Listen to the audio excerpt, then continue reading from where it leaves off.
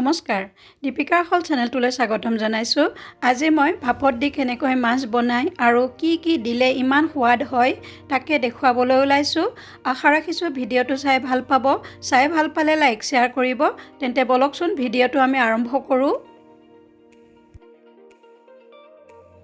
ইয়াৰ বাবে মই 9-10 পিস মাছ লৈছো মাছখিনি যিকোনো মাছ ললে হ'ব মাছৰ পিসকেটা অলপ সৰু হ'ব লাগে মোৰ অকমান ডাঙৰে হ'ল বাৰু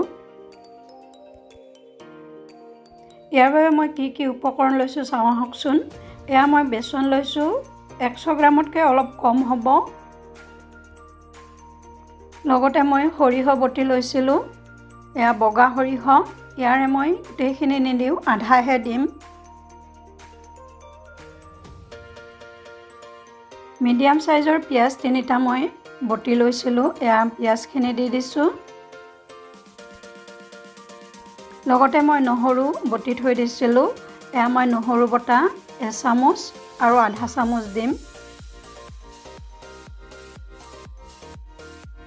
ঠিক সেইদৰে মই আদা বটাও তেনেকৈ দিম 1 চামুচ আৰু আধা চামুচ দি দিম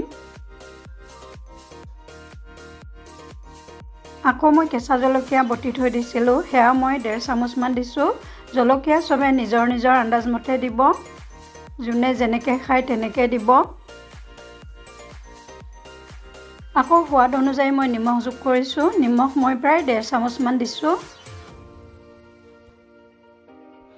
সামান্য পৰিমাণত মই হালধি দিছো হালধি অপচনেল হয় দিব পাৰে নিদিলেও কথা নাই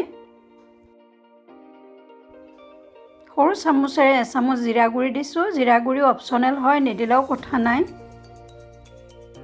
সৰু চামুচেৰে আধা চামুচ মই ধনিয়া গুৰি দিছো অপচনেল হয় নিদিলেও কথা নাই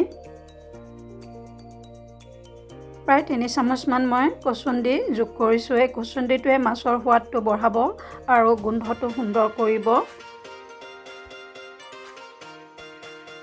1 চামুচ মই ভিনেগাৰ যোগ কৰিছো এতিয়া আটাইখিনি মই ভালকৈ মিহলি কৰি লম লগতে সৰু চামুচেৰে মই 3 চামুচ কেঁচা মিঠাতেল যোগ কৰিছো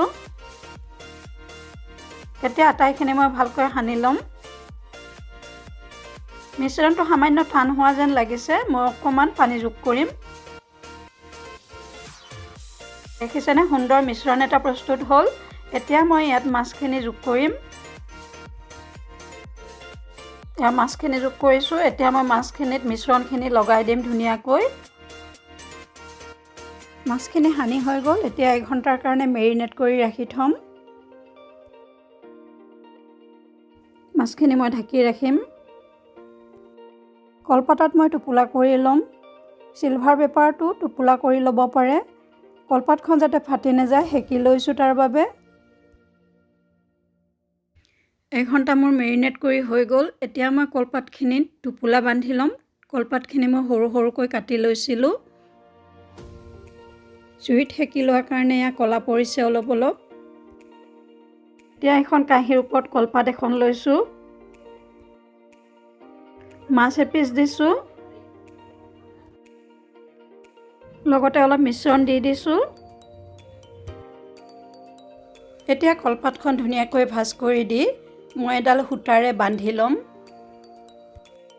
কেনেকৈ ভাজ কৰিছো দেখিছেনে এতিয়া সূতাডালেৰে মই পকাই বান্ধি লৈছো দেখিছেনে পঠালিকে আৰু দীঘলকৈ সূতাডালেৰে ভালকৈ বান্ধি দিব লাগে মাছ হৰৰ কাৰণে আমি দুজনীয়ে বান্ধি আছো দেখিছেনে সূতাডাল পকাই হৈ গ'ল এতিয়া গাঠি এটা মাৰি কেঁচিখনেৰে মই কাটি দিম এয়া কাটি দিলো এনেকৈ মই আটাইখিনি মাছে ধুনিয়াকৈ কলপাতত বান্ধি লম একেই পদ্ধতি তথাপি মই আৰু এপিস মাছ বান্ধি দেখুৱাই আছো আকৌ এপিস মাছ দি দেখুৱাই আছো অকমান মিশ্ৰণো দি দিব লাগে লগত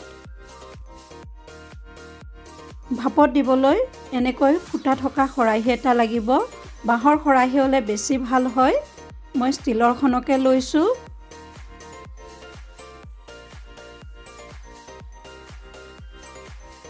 দেখিছেনে মোৰ আটাইখিনি টুপুলা বান্ধি হৈ গ'ল এতিয়া কলপাতেৰে মাছৰ টোপোলাকেইটা মই ঢাকি দিম যাতে ভাপটো পাৰ হৈ যাব নোৱাৰে। এনেকৈ মই 2-3খন কলপাতেৰে ঢাকি দিছোঁ। আকৌ এখন কলপাত দিম মই। এয়া মই আকৌ এখন কলপাতেৰে ঢাকি দিছোঁ। এতিয়া মই ষ্টীলৰ ঢাকনিখনেৰে ঢাকি দিছোঁ। এতিয়া মই এই হাণ্ডিটোতে পানী লৈ ভালকৈ পানীখিনি উতলাই লৈছোঁ। ভাপ ওলাইয়ে আছে। এতিয়া ইয়াৰ ওপৰতে মই খৰাহীটো পাতি দিছোঁ। এনেকৈ মই 30 মিনিটৰ পৰা 40 মিনিটলৈকে ভাপত দি ৰাখিম মাছখিনি। মাজতে এবাৰ মই ঢাকনিখন গুচাই চাইছোঁ। এয়া ৰংটো সলনি হৈছে কলপাতৰ, আৰু অলপ হ'ব লাগিব। প্ৰায় 35-40 মিনিটমান হৈছে। মই আকৌ ঢাকনিখন গুচাই চাইছোঁ। এয়া দেখিছেনে, কলপাতখন সম্পূৰ্ণৰূপে শুকাই গৈছে, কালাৰ সলনি হৈ গৈছে। তাৰমানে মোৰ মাছখিনি হৈ গৈছে। এতিয়া জুইৰ পৰা মাছখিনি মই নমাই আনিম। এয়া মাছখিনি মই জুইৰ পৰা নমাই লৈছোঁ। এতিয়া মাছৰ এটা টোপোলা মই প্লেট এখনত খুলি দেখুৱাই দিম। প্ৰথমতে মই সূতাডাল কাটি ল'ম। এতিয়া মই টোপোলাটো খুলিছোঁ। এয়া দেখিছেনে, দেখিবলৈ কিমান ধুনীয়া হৈছে। এনেকৈ মই বনোৱাৰ দৰে এদিন খাই চাবচোন। যদিহে ভিডিঅ'টো চাই ভাল পালে লাইক, শ্বেয়াৰ, কমেণ্ট কৰিব, আৰু নতুন নতুন ৰেচিপি পাই থাকিবলৈ চেনেলটো ছাবস্ক্ৰাইব কৰি থ'বলৈ নেপাহৰিব। অতি সোনকালে অন্য এটা নতুন ৰেচিপিত লগ পোৱাৰ প্ৰতিশ্ৰুতিৰে আজিলৈ আপোনালোকৰ পৰা বিদায় মাগিছোঁ। ভালে থাকক, সুস্থ থাকক। ভিডিঅ'টো সম্পূৰ্ণকৈ চোৱাৰ বাবে ধন্যবাদ।